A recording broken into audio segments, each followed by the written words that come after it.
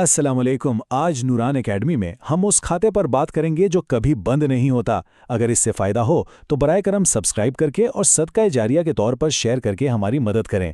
تو آئیے اس گہرے موضوع کا آغاز کرتے ہیں۔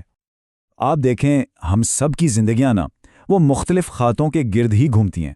سوچیں ذرا، دفتر کا وقت ہے، دکان کے معاملات، بینک کے حساب کتاب، ہر چیز کا ایک آغاز ہوتا ہے اور پھر ایک اختتام۔ ہر کھاتے کی ایک حد مقرر ہے۔ اور پھر آخر میں کیا ہوتا ہے؟ دفتر بند ہو جاتا ہے، دکان پر تالا لگ جاتا ہے، فون خاموش ہو جاتا ہے۔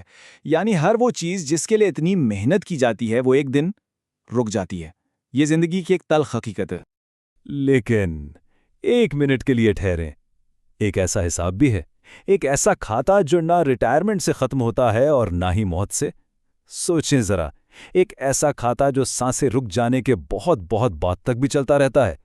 اور یہی ہمارے آج کے غور و فکر کا مرکز ہے۔ ہم سب روزانہ اپنے بیلنس چیک کرتے ہیں، ہے نا؟ وقت کا، پیسے کا، نتائج کا۔ لیکن ایک اور میزان بھی ہے، ایک ایسا بیلنس جس کا تعلق اس دنیا سے نہیں بلکہ ہمیشہ کی زندگی سے ہے۔ یہ ایک روحانی حساب کتاب ہے جو ہماری زندگی سے بھی کہیں آگے تک پھیلا ہوا ہے۔ تو سوال یہ ہے کہ آخر یہ دائمی کھاتا ہے کیا؟ اچھا، یہ دراصل ہمارے ان اعمال اور اثرات کا ایک ریکارڈ ہے، وہ کام جو ہمارے جانے کے بعد بھی ہمارے لیے نیکیاں جمع کرتے رہتے ہیں۔ سیدھے الفاظ میں یہ وہ صدقہ جاریہ ہے جس کا اجر کبھی نہیں رکتا۔ تو پھر یہ سوال اٹھتا ہے کہ اس دائمی کھاتے میں کس قسم کے اعمال جمع ہوتے ہیں؟ یہ وہ چھوٹے چھوٹے لیکن مسلسل فائدے ہیں جو ہم دوسروں کے لیے چھوڑ جاتے ہیں، اور ان کا اثر وقت کے ساتھ ساتھ بڑھتا ہی چلا جاتا ہے۔ ذرا ان اعمال کی سادگی پر غور کریں۔ کسی کو سکھائی گئی ایک اچھی عادت، کسی کا بوجھ ہلکا کر دینا، یا پھر نرمی سے کسی کی غلطی کی اصلاح کر دینا۔ یہ سب وہ خاموش نیکیاں ہیں جن کا شور اس دنیا میں شاید نہ ہو، لیکن آخرت کے حساب میں ضرور سنائی دے گا۔ اور سچ پوچھیں تو یہی سب سے اہم نقطہ ہے۔ اصل کامیابی کا پیمانہ لوگوں کی تالیاں نہیں بلکہ اعمال کا تسلسل ہے۔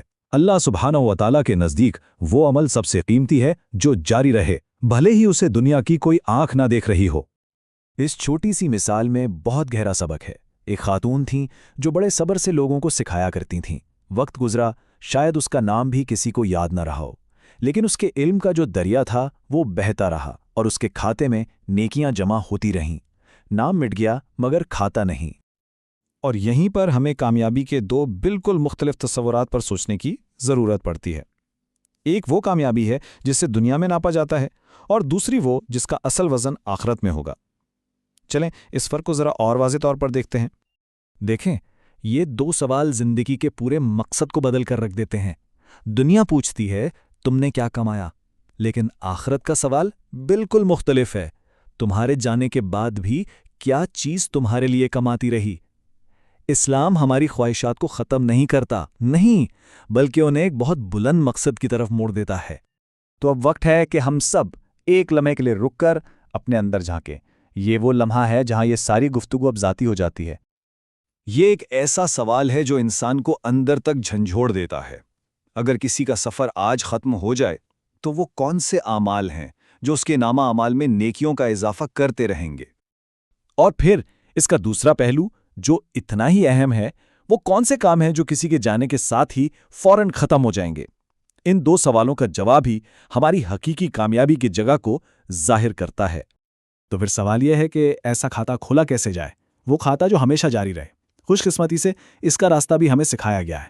یہ صرف ایک خواہش نہیں ہے بلکہ ایک قابل عمل منصوبہ۔ اس کی بنیاد دراصل 3 چیزوں پر ہے۔ پہلی، لوگوں میں سرمایہ کاری کریں، یعنی انہیں علم، اخلاق یا کوئی ہنر سکھائیں۔ دوسری، اچھی عادتیں ڈالیں، اپنے اندر بھی اور دوسروں میں بھی ان کی ترغیب دیں۔ اور تیسری، اپنے پیچھے کوئی ایسا فائدہ چھوڑ جائیں جو آنے والی نسلوں کے بھی کام آئے۔ اور یہ بات اس پورے تجزیے کا نچوڑ ہے کہ سب سے بڑی کامیابی وہ نہیں جو زندگی میں حاصل کی، بلکہ وہ ہے جو یہاں نہ رہنے پر بھی جمع ہوتی رہتی ہے۔ یہ ایک ایسی سرمایہ کاری ہے جس کا منافع کبھی ختم نہیں ہوتا۔ تو آخر میں سب سے بہترین میراث وہی کھاتا ہے جو اس دن ہمارا استقبال کرے گا جب دنیا کے باقی تمام کھاتے بند ہو چکے ہوں گے۔ اللہ ہمیں ایسے اعمال کی توفیق عطا فرمائے۔ نوران اسٹوڈیو کی طرف سے پیشکش اور تخلیق